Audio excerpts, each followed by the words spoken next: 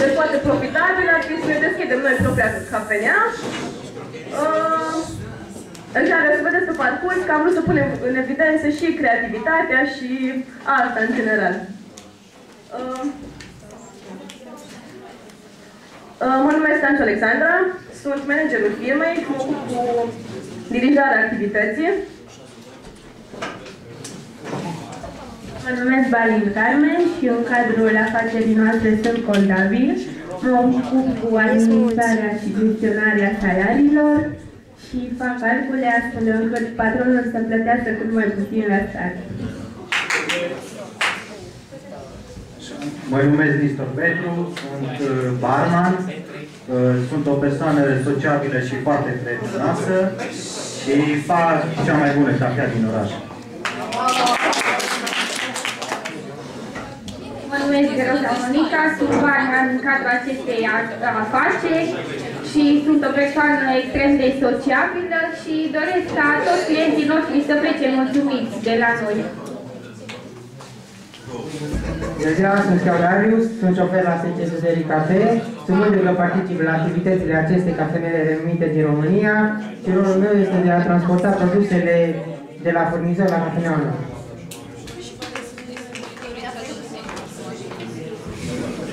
Ca misiune avem de a oferi clienților bună dispoziție, calm și relaxare. Viziunea noastră este să oferim prețuri cât mai mici și calitatea să fie cât mai bună. Obiectivele sunt modernizarea procesului de producție, sporirea capacităților de producție existente, reducerea substanțială a timpului de producție, reducerea costului de producție, dezvoltarea durabilă a firmei și diversitate și calitate în rândul produselor.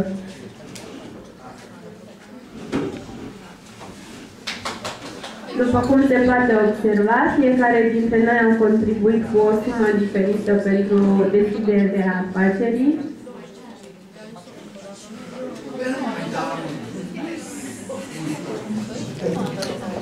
Situația pieței, în ciuda crizei economice, valoarea de piață s-a conservat în domeniul consumului de cafea, astfel că rata succesului firmei este mare.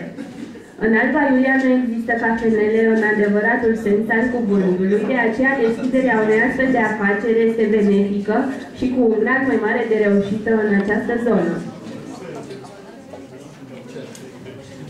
Analiza SWOT, principalul nostru adversar pe piață este SC Glamour Cafe SRL. Punctele sale forte sunt popularitatea, amplasamentul favorabil și experiența mare.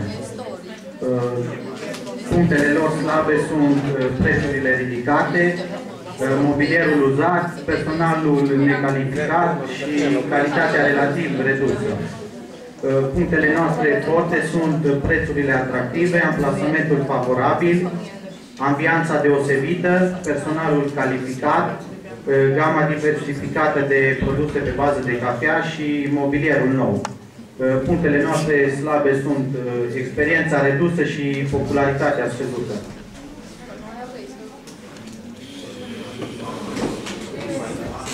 Ca și furnizor principal avem SC Lavața SRL, SC Herbagetica SRL, Coronita SRL și Discrem SRL.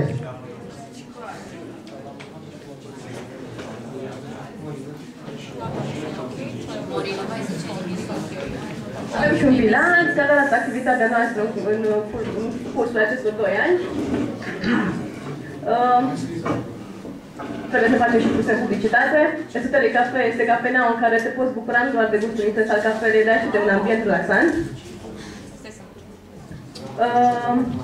Am confecționat și un pliant care să vi-l oferim și dumneavoastră. La fel cum se observă pe pliant, am vrut să punem în evidență și arta și creativitatea, iar mobilierul nostru a fost făcut handmade de colegi de noștri de la Facultatea de Arte.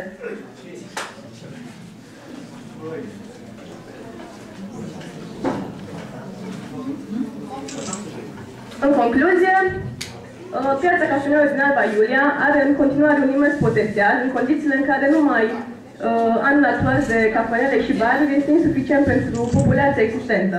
În Alba Iulia nu există cafenele în adevăratul sens al cuvântului, de aceea deschiderea unei asemenea cafenele este profitabilă, iar din punct de vedere financiar, afacerea este fezabilă, deoarece este capabilă să-și autofinanțeze existența.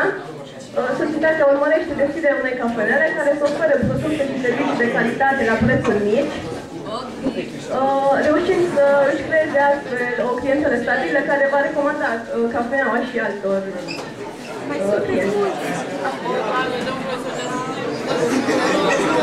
Așa, măcar nu s-o gândit la filmare. Haideți, haideți.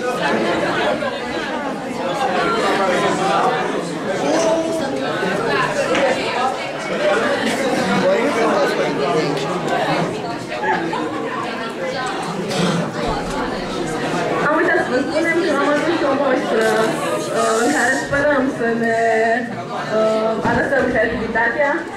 Este vorba de setul nostru de cafea,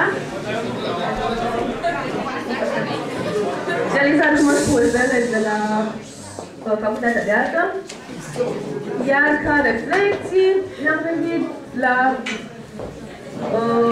7 calități, zicem noi sunt cele mai importante pentru un antreprenor de succes, care ar fi viziunea, adică orice business începe de la o viziune proprie a antreprenorului, inteligență și creativitate, cunoașterea domeniului de activitate, este absolut obligatoriu să începi să acumulezi experiență în domeniul în care vrei să începi o afacere, perseverență și determinare. Pe parcursul dezvoltării unei afaceri te vei lovi de anumite obstacole pe care nu le poți depăși decât cu perseverență și determinare. Frate.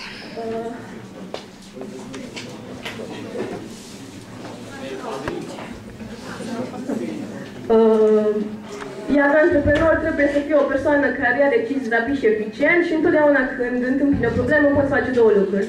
Fie te concentrezi în continuare pe problemă, fie te concentrezi pe o soluție. Și în final, gândirea pozitivă, care întotdeauna aduce roade.